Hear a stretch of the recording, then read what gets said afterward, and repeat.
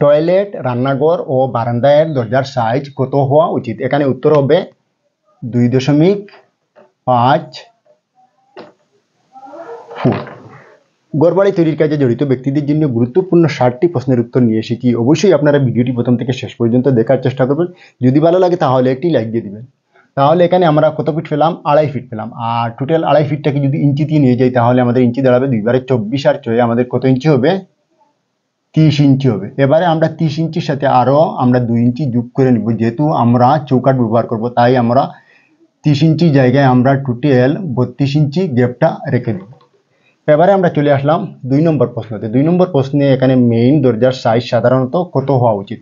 অর্থাৎ কয়েকটি রুম অথবা কামরা নিয়ে একটি মেইন দরজা হয়ে থাকে, আর সেই মেইন দরজার সাইজটা হবে আমাদের 3.10 ইঞ্চি।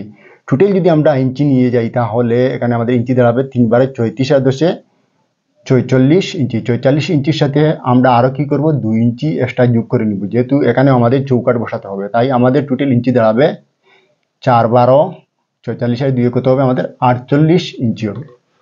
এবারে আমরা চলে আসছি 3 নম্বর প্রশ্নতে। 3 নম্বর প্রশ্নটি হলো রুম অথবা কক্ষের দরজার সাইজ সাধারণত কত হওয়া উচিত?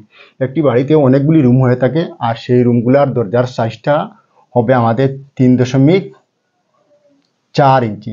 টোটাল আমাদের ইঞ্চি দাঁড়াবে 3×34 আর 4 আমাদের কি দাঁড়াবে? 40 ইঞ্চি। আবারও এখানে আমরা 40 ইঞ্চির সাথে আরও 2 ইঞ্চি এক্সট্রা যোগ করে নিব, যেহেতু এখানেও আমাদের চৌকাঠ বসাতে হবে তাই আমাদের টোটাল ইঞ্চি দাঁড়াবে 42 ইঞ্চি।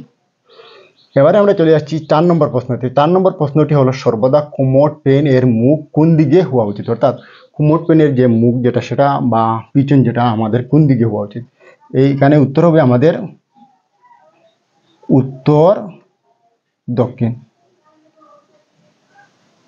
কোমোড অথবা পেনের মুখ অথবা পিছন দিক উত্তর অথবা দক্ষিণ দিকে হবে। এবারে আমাদের 5 নম্বর প্রশ্নটি হলো 1 ঘনফুটে কত লিটার জল ধরবে? প্রথমে আমরা আসলে ঘনফুট আসলে কি সেটা বুঝে নেই। ধরে নিলাম আমাদের এই দিকে 1 ফিট, অর্থাৎ চতুর্দিকে আমাদের 1 ফিট আছে আর এটার গভীরতাও আমাদের 1 ফিট আছে, আর এই জায়গায় আমাদের কত লিটার জল ধরবে? সেই জায়গায় আমাদের জল ধরবে 28.33 লিটার জল ধরবে। অর্থাৎ চতুর্দিকে আমাদের 1 ফিট, গভীরতাও আমাদের 1 ফিট, সেই জায়গায় আমাদের 28.33 লিটার জল ধরবে। এবারে আমাদের 6 নম্বর প্রশ্নটি হলো একটি প্রথম শ্রেণীর ইটের সাইজ কত? এখানে উত্তর হবে 9.5 ইঞ্চি গুণন প্রস্থ হবে আমাদের 4.5 ইঞ্চি গুণন উচ্চতা 2.75 ইঞ্চি।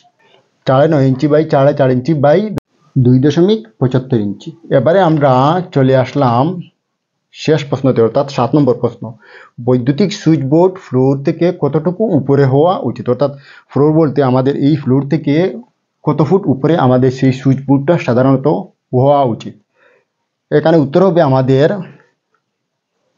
4.5 ফুট।